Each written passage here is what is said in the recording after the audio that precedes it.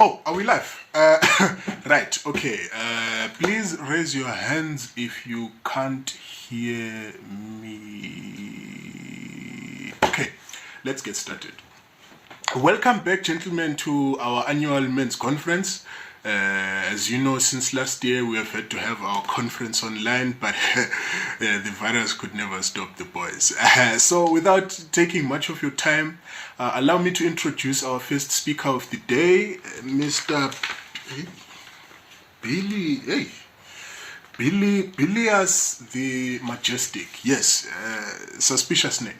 But he will be giving us a talk today entitled, Dude, That's Gay.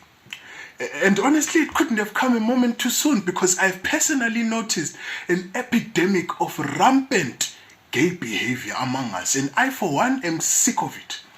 Hopefully this young man will be able to set the record straight, so to speak, regarding this issue. And so without further ado, Mr. Majestic, the floor is yours. Thank you so much, Mr. Chairman, for that lovely introduction. I really appreciate your enthusiasm for my talk, although I must say it's probably not gonna go the way that you expect it to.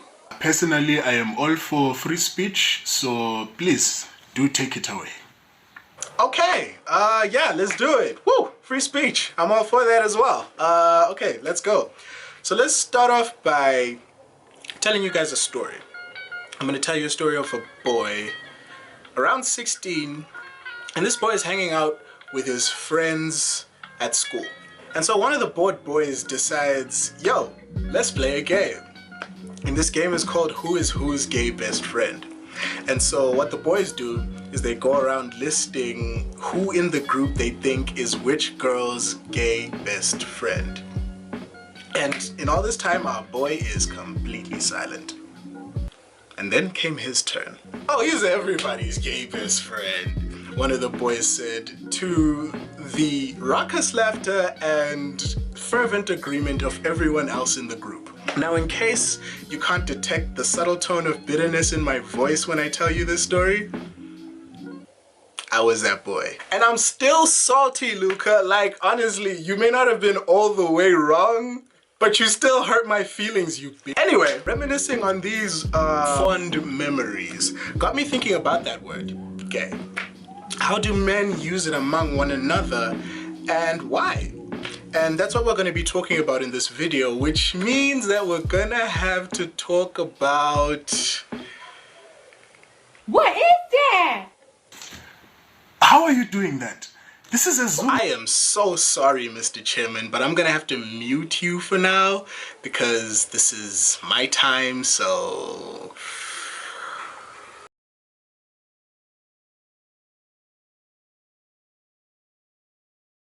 So I was reluctant to say that because it tends to be an immediate turn-off for so many people. Plus, honestly, social media and reality TV have completely ruined the word toxic for me, But it is interesting to me that so many men should be so turned off by this phrase, considering the fact that despite it being used by so many feminists today, it was in fact coined by Shepherd Bliss and the mythopoetic men's movement of the 80s and 90s, which was honestly a moment in time. Definitely worth checking out if you have any interest in gender politics, whichever way you lean. But anyway, according to my boy Wikipedia, the plug, the concept of toxic masculinity is used in academic and media discussions of masculinity to refer to certain cultural norms that are associated with harm to society and to men themselves. The socialization of boys in patriarchal societies often normalizes violence, such as in the saying, boys will be boys, with regards to bullying and aggression. You might be thinking, whoa, patriarchal, huh? Oh my god, what is that? And a lot of people don't actually know what patriarchy means, despite the fact that that word is being thrown around so often these days. So in the interest of transparency, let me define that one for you as well. Patriarchy, at least in this context, is a system of society or government in which men hold the power and women are largely excluded from it. So, what does any of this egghead intellectual stuff have to do with gayness? Well, we need to ask ourselves, when we call a certain thing or behavior gay, what are we doing? What are we trying to achieve? This is the random realization that I had, and the whole reason I decided to make this video in the first place. Are you ready for it? The concept of gay behavior has little or nothing to do with actually being gay. How is that, you may ask? Well, for starters, the gay community isn't a monolith. They're a diverse collection of individuals united by a single aspect out of very many that make them who they are. Many gay men naturally fit the masculine ideal perfectly, to a point where you wouldn't even know a damn thing until they told you. So then, what's the point of calling certain tastes and behaviors gay? Well, I think it's to police and govern men's behavior, to make sure that their performance of masculinity fits the already existing social script that we subscribe to. Speaking of subscribing, do that, please. I'm starting to see your point, but some of your terminology is a bit performance. What do you mean? And also, who are you talking to? How am I unmuted? Gender performativity is a term first used by the feminist philosopher Judith Butler in her 1990 book, Gender Trouble. She argues that being born male or female doesn't determine anyone's behavior. Instead, people learn to behave in particular ways in order to fit into society. And I don't know about you, but it makes a hell of a lot of sense to me. Like, for example, what does a masculine baby act like? Babies just act like babies, right? I mean, the only thing that would make a baby masculine or feminine is the way that their parents chose to dress them. But okusalayo is just eat, shit, cry, repeat. You know what I'm saying? Until they start to learn the social scripts that are assigned to them due to the gender that they were assigned at birth. From dress to behavior to even interests. Girls do this, boys do that, boys don't do this, stop that, that is gay. Hey, stop! That's gay! I feel so sorry for Kevin Hart's son, but also not at all, because he's Kevin Hart's son. The problem is that these scripts, these roles, these performances have created generation after generation of men who are literally terrified of being seen as inadequate in their manhood. A man must be strong, emotionless, respond to any threat with force, with violence. This creates patterns of behavior that are harmful to us and the people around us. There is a reason why male suicide rates are so high, why the rates of violence against men by men are so high, why the rates of violence against women by men are so high. But that doesn't let the ladies off the hook, by the way. Most of us watching this video were mostly or completely raised by women who instilled some of these values in us, whether consciously or unconsciously. Not to mention the expectations placed on straight men by their potential romantic partners. Indota maibe wara wara watwa. And that's the tricky thing about patriarchy and other oppressive social systems, is that nobody is excused from its oppression and nobody is immune to perpetuating that same oppression onto others and themselves. Not even the woke ones. And that's why I hate the men versus women narrative when it comes to feminism.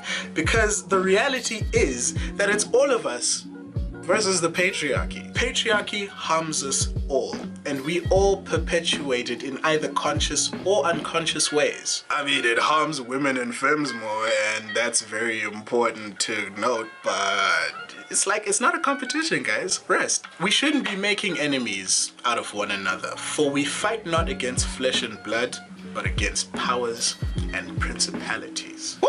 I just took y'all to church with that one. Okay, Pastor, so what do you expect us to do? Like, how do you expect us to throw out ideas that we grew up with? What do you want us to do? You want us to all start painting our nails and planting herb gardens? I mean, if you want to, but if you don't, that's cool too. as long as you let other people live. All I'm saying is we should stop enforcing cultural prescriptions that just straight up do not serve us. Not only that, but as Africans, a lot of these cultural conceptions were never even ours to begin with. Bringing it into a modern context, there are many subcultures in Africa like the Congo dandies or the Iskotani of South Africa, whose taste for tight-fitting luxury clothing and flair for the theatric may be seen as gay when viewed through a Western lens. And a lot of these guys are not guys you want to just go around calling gay. Yo, personally, I almost got stabbed by a guy wearing a skin-tight Versace tracksuit. Imagine. Damn, I'm really sorry about that. But yeah, why are we so invested in these arbitrary ass rules? Like, what have they ever done for us?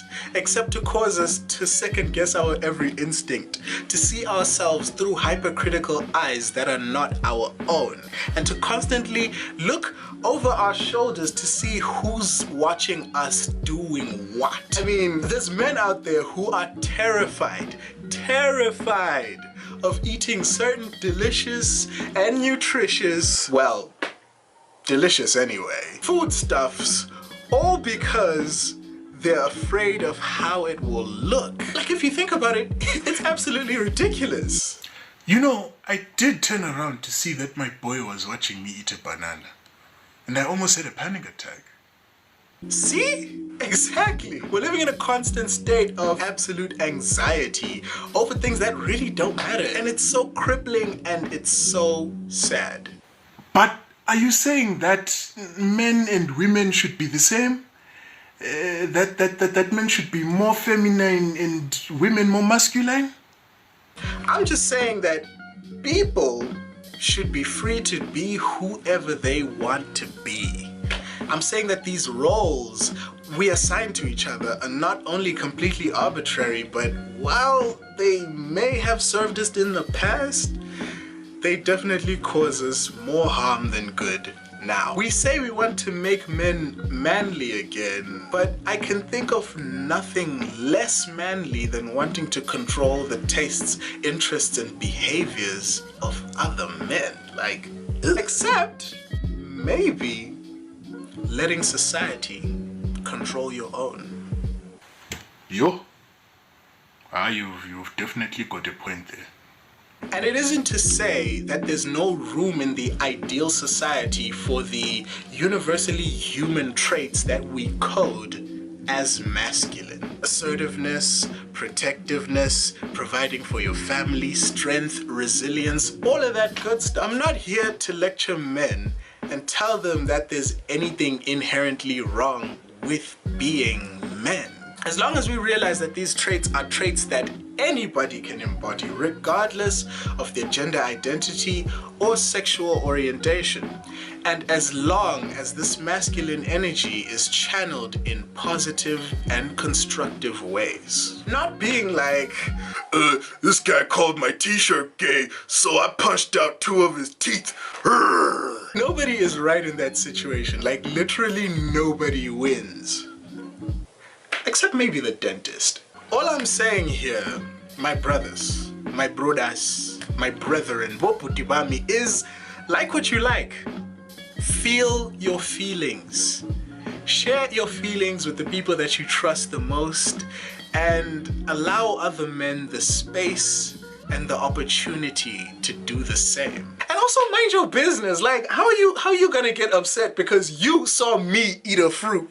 I'm over here out here trying to up my potassium intake, and you're over here thinking about Thank you so much for watching this video. Do you agree with my main points? Do you disagree?